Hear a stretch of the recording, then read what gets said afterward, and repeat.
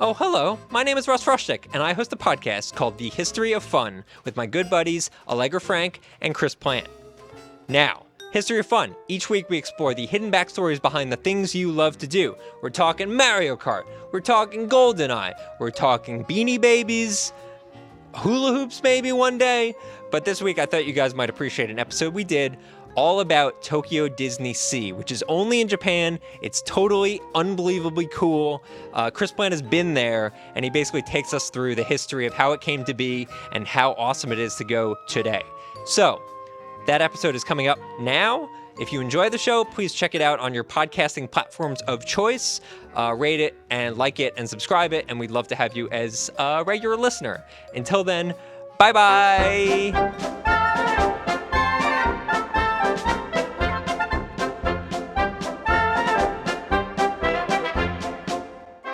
Hello and welcome to The History of Fun, where we explore the hidden backstories behind the things you love to do. My name is Russ Frushtick, and I'm joined by Allegra Frank. Hello, Allegra. Hi.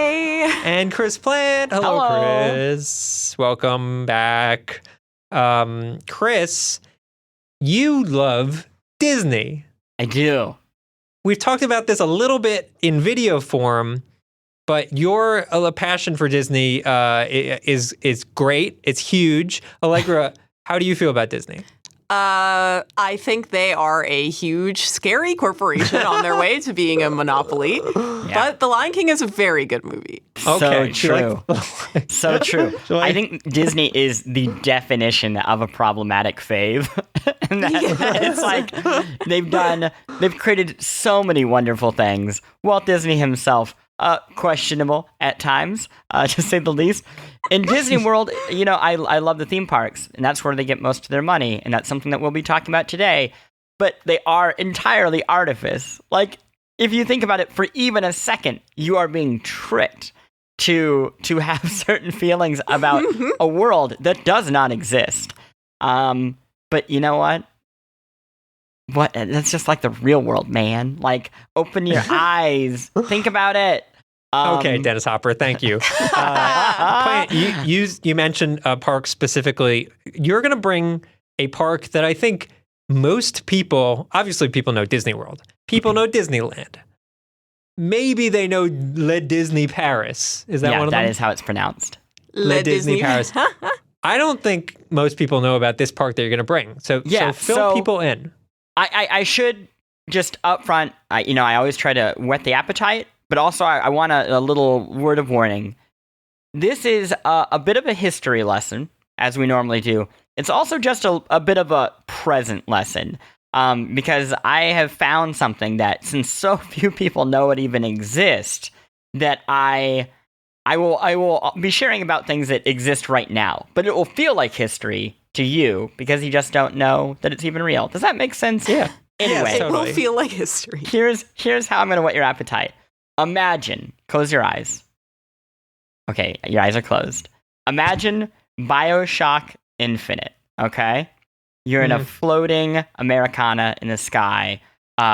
Beautiful, colorful. Now, subtract a lot of the issues of race in the game and the problematic commentary on both sides being wrong. And now put a volcano in it, okay? And add Mickey Mouse. Wait, in the town? Yes, a big volcano right in the middle of it. Okay, and add Mickey Mouse. That is my experience of going to Tokyo DisneySea, a real theme park that, despite what it sounds like, is not a water theme park. It is a traditional theme park. You would think, hey, I'm going to be taking a lot of water slides today.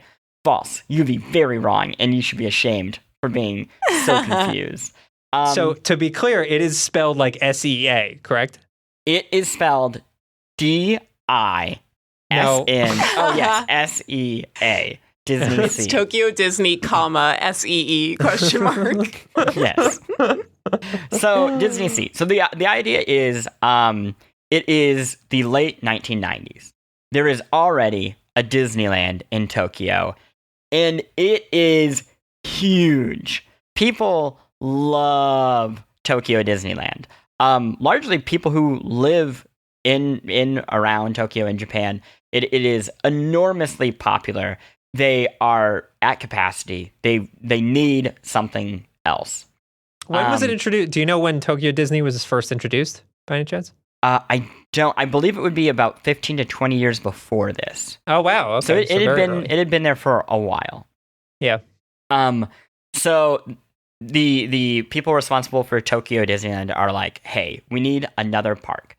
And this company called the Oriental Land Company partners with Disney in a 3.3 billion yen venture. Actually, sorry, that's not even close. I'll get to that in a second. Low. I'll get to the price. They partnered. That's the beginning. They partner with Disney, right?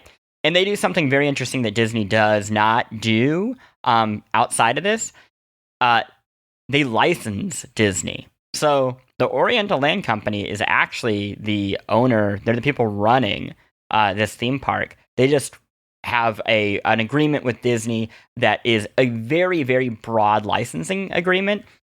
It goes so far as it like they actually collaborate with Disney and Imagineers, the people who design things. But at the end of the day, this park is not outright owned by Disney, which is odd. But could Disney like show up and be like, hey, that Mickey Mouse is not right, he's too scary, and reject it? 100%. Yeah, Okay. they still have as a licensee, they still have to like follow all the branding that Disney decides. Sure, yeah. So 1998, Michael Eisner, then head of Disney, goes to Tokyo. They break ground on Tokyo Bay. Design leading up to this is 4 years of design just to get the general concept of the park. And then another 3.5 years of construction, which, does that sound like a lot to you, or does that sound like a little? That's like almost 10 years. I don't know. That sounds like a lot. But the actual construction in 3 years, you said? 3.5 years. 3.5 years? I guess that's I mean, it's all like facades. It's not like they're actually building a volcano. It's empty in the middle. Oh, just you wait, my friend. Maybe your tune will change as we go on. Thousands of designers, engineers, construction workers cost 335 billion yen. Okay, that sounds more right. Yeah, there we go. Yen-wise. It opens on September 4th, 2001.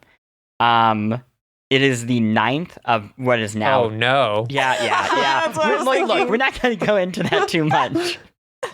I mean, I'd imagine it was a bit of a dampener on there. 1 week later. It's the 9th of 12 parks. It's in Japan, okay? It is 176 acres. 40 million gallons of water are spread over 20 acres to create this. But the water is so there's water. So there is water. And the way I would describe it for you is, so it's on Tokyo Bay, right?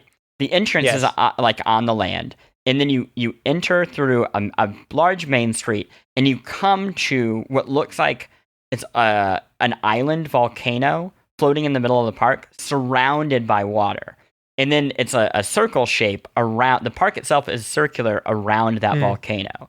So no matter where you're at, you're always against water. Like to the right of you, there is always that kind of volcano and the water that surrounds it, that it's floating in. But on the other side of you is the ports, essentially. So there are 7 themed ports. The way that, like, if you went to Disneyland, there are these, different, there's Fantasyland. It's like Epcot or whatever. Sure. So wait, I want to ask, was there an island there before? No, they made that. So they shipped in like landfill to make a water island. Tons of actually, maybe the better way of thinking of it is they essentially dammed Tokyo Harbor, as far as I can understand, and then allowed that water in to surround it. Crazy. So, yeah, they're taking tons of water in from Tokyo Harbor. It's why I don't think this park can get made in the States anymore, because it's a major ecological the risk of impact. Pollution would seem very high. Even though they keep it very clean. Okay, 7 water-themed worlds. Hold on to your hats, because these are How many strange. water-themed worlds could there be? So, I'm glad you asked. The first one, and this is... Can I try to guess them? Sure, you can guess one, and then I'll tell you one. Pirates. No. Okay, now I'll Little tell Mermaid. you one. Okay, yes, that is one. So we'll start with that one. There is a Mermaid Lagoon. It is a indoor, kid-friendly facility, largely built around the Little Mermaid. And the exterior is humongous and is a recreation of the palace of King Triton from the Little Mermaid. Oh, yeah. Oh. Yes. I played King Triton in a play. Really? Yeah. Oh, wow. When I was about 7 years old. Anyway. Okay, so that was one. Now you get another guess. Do you have another guess? Another water one. Yeah, Atlantis. No, but we'll get to that later because that's interesting that you should make that point. Okay. So what the main harbor that you enter through a big main street that kind of looks almost like boardwalk back in the day when they had glass ceilings. I don't know if you know much about like European boardwalks, especially like in the UK. They'd be these less Main Street USA, more I would say European in nature. And then you exit that, and you are in a Mediterranean harbor that is supposedly a 1-to-1 recreation of Portofino in Italy. Now, I don't want to brag, but I've been to Portofino. It is not quite 1-to-1, but it is very impressive. And because they're going for broke, there's this huge Portofino port that faces the volcano. And then connecting to that, they're like, hey, we still have a little bit of land. Let's build an entire Venetian canal. So if you exit that, there is a recreation of Venice with active gondolas and people like rowing through the canals. Okay, so there's that. That's your like big entrance. Okay, time for another guess. Another water-based port. I would have guessed Venice as one of them, but now that's used. There's got to be like some kind of beach or something. Oh yeah, like a beach. Yeah, what about that? No. Surprisingly, no. No. I'll give you another one. There is a lost river delta. This is where you'll find Indiana Jones in the Adventure of the Crystal Skull ride. Oh my! So this is like a jungle cruise. This is kind of a jungle port. Okay. There's a Raging Spirits roller coaster, a live show. But this is where one of the weirdest and I think most interesting things about this park is, I'm trying to avoid stereotype here, but there is, in Japanese culture, there's an interest in small detail. So where you would go to like Disneyland America and there's like lots of like big signage, there's an obsession in this park with everything having some greater meaning or purpose or like intent of detail. So you'll come across a water. What do they call those planes that take off in the water? Water planes. Yeah, no. Sure. Water hydroplanes. You'll come across that. That's a water thing. And it'll be wrecked, and it's like call number on the side of it will be C-3PO. Like every single. Yeah, I think that's a Disney thing, though. Okay, no? So I'll give you another example. So one of the next port is the American Waterfront. It is a recreation of essentially New York in 1910, 1920s. Oh, like a Coney Island thing? No, more like Lower East Side. What? Yeah, Manhattan. It is multiple square blocks of the city recreated. It has an active working raised trolley that then exits this park and goes to other parks. This is where I'm getting into the BioShock thing. Yeah.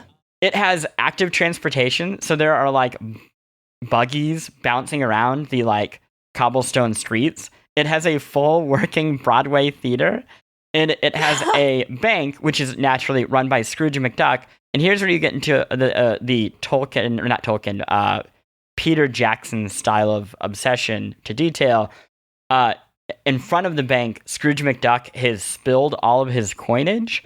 And each of the individual coins is marked, and there are a variety of coin types. Wow. It's like, can you just take his coins? Yeah, you rob Scrooge McDuck. No, you don't do that. If there's one thing you don't do is rob Scrooge McDuck. Have you seen DuckTales? Yeah, God. I think the Beagle Boys did it quite a number of times. Oh my gosh. And it worked out for them. This is, I think, like a weird, interesting point on DisneyTouristBlog.com, where we got some information for this episode, is that here, Disney parks have always been interested in Americana, but it's always been this like weird small town USA thing that doesn't really feel like it ever existed or had a place. But you go to this park in Tokyo that is about like vaguely ports, and they have largely recreated a version of New York that by no means is authentic, but is still gritty. Like, they added like artificial dirt to everything. Wow. Yeah, and again, like working trolley car. It feels like a place that like people actually live versus the like cliche Disney American thing, which is like nobody lives here. It's just shops, and you can go shopping. And there's Nickelodeon. Yeah, it was like a Leave It to Beaver recreation of America, whereas this sounds a little more grounded. Yeah. A little more grounded. This is also where their version of Tower of Terror is. Of course. It's not inspired by the Twilight Zone. It is a standalone idea, and I'm gonna read you a little bit about it. This is from the Wikipedia on this version of Tower of Terror. The storyline of the attraction is more complex than that of its American and European counterparts. I mean, low bar. The scenario involves the adventures of the hotel's famous builder and owner, Harrison Hightower III, who is modeled after Walt Disney Imagineering executive Joe Rohde, which, deep cut. Harrison Hightower III went on many expeditions throughout the world and collected thousands of priceless artifacts. Most of these artifacts were stolen for personal gain and stored in his hotel. After one such expedition to Africa, he brought home an idol with the name of Shariki Utundu. I think you kind of get where this is going. Hightower claimed that the natives were angry to have their beloved god taken, and that they threatened that the idol would curse him. On New Year's Eve, 1899, Hightower held a press conference about his expedition to Africa, followed by a huge party. Hightower boasted about how he acquired the idol and denied claims of it being cursed. Just as he left the party, he mocked the idol, using its head to put out his cigar. Around midnight, he entered the elevator to retire to his private apartments in the hotel penthouse. As the elevator neared the top, the idol came to life. The idol's immense rage and power caused the elevator to plummet and crash onto the ground floor. When the doors were pried open, only Hightower's hat and the idol were recovered. The hotel was abruptly closed and condemned for more than a decade, rumored by locals to be haunted. In 1912, following pressure to demolish the hotel, a New York restoration company reopened it because of its historical significance. The company now offers paid tours of the building. It is weird writing it. This sounds like a movie. It is a movie. The story is very deep. It is very weird so in the version of the ride, you are in the room in the borderline offensive idol comes to life and is kind of Stitch-esque.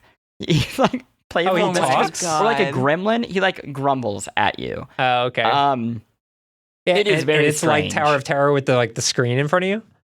No, well, yes, there is a screen at one point, and then also like it opens the full doors and you see out over the park, and then you drop. Yeah. What I find really interesting about this is canonically, they wrote it into the time period of that area of the park you're in, because the park is set in like the 1910s. So, like, this isn't like, so many rides where it's like, oh, well, a long time ago this happened, and now it's modern day because you're modern day in the park. Like, it's so committed to the illusion that once you enter the American waterfront, that it's the 1910s, that the ride itself is canonically written to be ridden as if you are in the 1910s. Weird. It's absurd. It's like all this like weird attention to detail that like, it flabbergasts me. Whereas in America, it's just like, there's like a ghost in the elevator. Does the ride like convey this whole storyline? Like, yes, it does. And there's like a long. They're very This park is very good at when you're waiting in line or online. there's tons of story elements throughout the entire thing. This is a thing that Disney does normally, but it's like an absurd amount of detail. I'll get to that again in a second. One other thing, and this is a theme kind of like with the Mediterranean waterfront, where they're like, hey, we spent all this money, built this big waterfront. Oh, also Venice. So they did this with all of New York, right? Recreated all it. And then they're like, oh, by the way, also, we're going to create a like borderline 2-scale front half of a classic 20th century cruise liner that you can go on and have food in. And also, we're going to build a small recreation of Cape Cod with a working lighthouse and giant canneries that we use to store additional restaurants. It is absurd. My God. Wow. Okay, I'm gonna start like blasting through this so we can get to some of the history. There's also an Arabian Coast, which has a caravan carousel, a double-decker carousel that holds 190 riders at once. What? Jesus. And there's a Sinbad ride. It's Sinbad's storybook voyage. It is a dark ride. It has 160 audio animatronic characters in a single ride. It lasts roughly 11 minutes long. That is, to be clear, more than any other Disney attraction in terms of like sheer number of animatronics. One of them is like, they're of all shapes and sizes. Some of them are like, it's a small world. One is a green giant that is roughly the size of 2 VW vans stacked on top of each other. It was meant to be popular with basically local guests versus, like Western tourists. It was not at all. Nobody wrote it. It was so unpopular that they had to completely redo it in 2007. You kept a lot of the animatronics and went from being a kind of dark ride to cheery. They added a sidekick named Chandu the Tiger, who is wonderful. He's magical. And a song by Alan Menken. Wow. Alan Menken wrote an entire song for an 11-minute ride. It's called... It was still 11 minutes. Yep. It's called Compass to Your Heart. Oh. That's very sweet. And then the final 2 ports that are kind of like connected, Port of Discovery, which is on the back of that giant volcano, and it's very like Renaissance meets steampunk. And essentially built into the volcano itself is the mysterious island. So a lot of this is, again, going off of what this is not official, but it is people's interpretations of DisneySea. The idea of DisneySea was there was fewer and fewer young people were going to Disney parks, and also like the Japanese population was getting older, so they wanted a park designed for an older population. So not as many kiddie rides. So for this giant center of the park, they didn't base it on Disney properties. They based it on Jules Verne. The volcano is based off of Volcana, which is like a volcano fort that appears in some of Verne's work. The volcano itself is the largest man-made rock structure in Disney at a Disney park. It is 750,000 square feet of rock, 160 feet tall. It uses 10 rocket burners. Yeah, it shoots flames 50 feet into the sky. Oh my God. And incorporated into all of it is the Victorian architecture. It contains 2 rides. One is a dark ride. Those are like the ones that like Pirates of the Caribbean. I completely botched the pronunciation. Space Mountain, right? No. That's not like you're in the dark. That's a roller coaster. Dark rides are like slow rides where you're like moving around slowly and seeing things. Oh. So they had that for 20,000 Leagues Under the Sea, and they had a roller coaster-like ride for Journey to the Center of the Earth that has you like jutting around cabins, and at the very end, you come in contact with something that looks borderline like a monster from the video game Area 51, while flames are shot at your face. Awesome. It's a lot. Wow. That I mentioned earlier that the lines are very intricate here. When you're waiting online for for Journey to the Center of the Earth, there are boxes, like glass display boxes, as if you're in a museum, of all of the characters within Journey to the Center of the Earth, all their findings. So it's like just filled with like hand-drawn sketchbooks, like puppets. It is absurd. So even though the ride itself is kind of like silly, by the time you get to it, you like essentially feel like you have gotten the gist of Journey to the Center of the Earth, and then you get on a roller coaster. Okay, I have to ask about the volcano really quick. Okay, Is hit me. there lava? There is not lava because that would kill people. How would you store the lava? I don't know. They're very into their detail. Sure, I thought sure. they might have a way. It's just fire. But then like it looks like the water is boiling at the bottom of the volcano, so they do have that effect. So that is all of the lands that compose this Holy cow. giant theme park. That's crazy. Now I'm going to get into just general amenities. They have a theme park or a hotel built into the park. The Miracosta is inside of the Portofino port, and you can exit your hotel directly into the park, which is unusual to say the least. They were worried. I guess you need to take like a trolley or like one of those like monorails, Shuttle, right? Yeah. In the US Disney's. Yeah, they were worried about it kind of creating a sense of like have and have nots because you can literally see these people looking out over the park. But it turns out people just like it. It kind of adds character. It makes the we talked about this earlier. It makes it look less like artifice and more lived in. Which is like a nice surprise. The food, because it is not owned by Disney, is super cheap. You can actually go and like try a variety of foods. In like American dollars, you can get things for like $3-4. Wow, they have nice. mochi that looks like the aliens in Toy Story. There's a chandu tail that is meaty, but you're eating a poor tiger's tail. And tons and tons of popcorn. But the popcorn in the park is like a thing where you have a variety of flavors all over the park. People bring their own specialty Disney-approved popcorn containers, and they get refills for like $1 or $2. And there's curry and caramel and all sorts of other more oddball flavors depending on the season. Well, caramel popcorn is not oddball. Chris Plant. Listen, I said other flavors that are more oddball. Okay, fair enough. Oh fair my enough. gosh. Tiger tail flavored.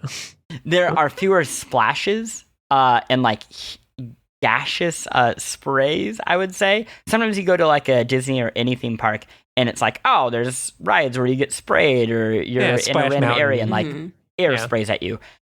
They found pretty quickly that people like dressing up to go to the theme park, which would be very uncomfortable to get covered in water while you are wearing a tie.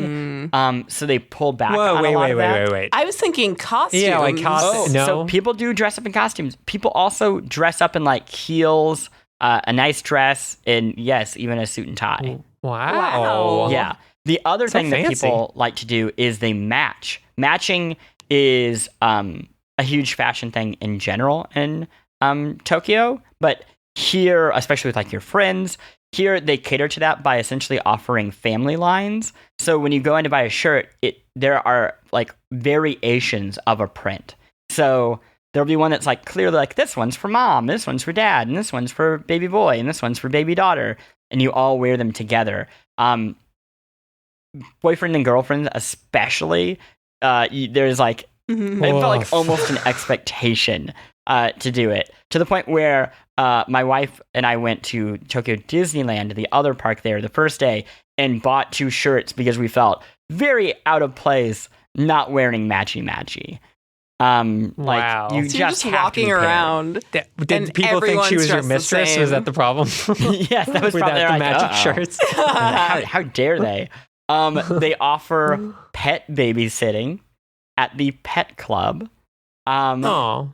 And they have a variety of transportation options. I already mentioned the gondolas, but because it is on the waterway, that gives them tons of freedom to move people around. So they have the cars in the New York area. They have that railway. They also just have boats that ship people from like one corner of the park to the other. And they have the star of the show, Duffy, the Disney bear.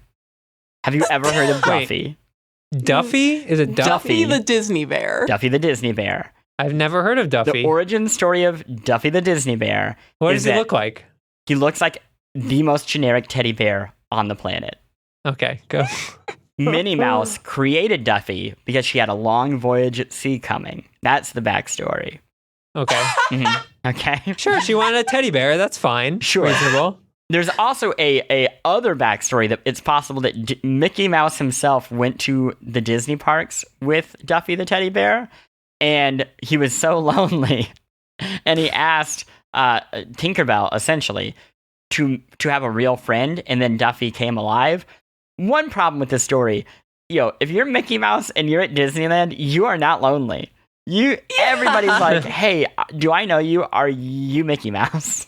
No, but you know how it is with famous people, and they're That's like, true. They're the loneliest ones. Exactly. That's so true. That's true. Mickey has so much depression. One is the loneliest number, and Mickey is the loneliest mouse. So does Duffy talk? Is Duffy alive? Well, I'm going to tell you.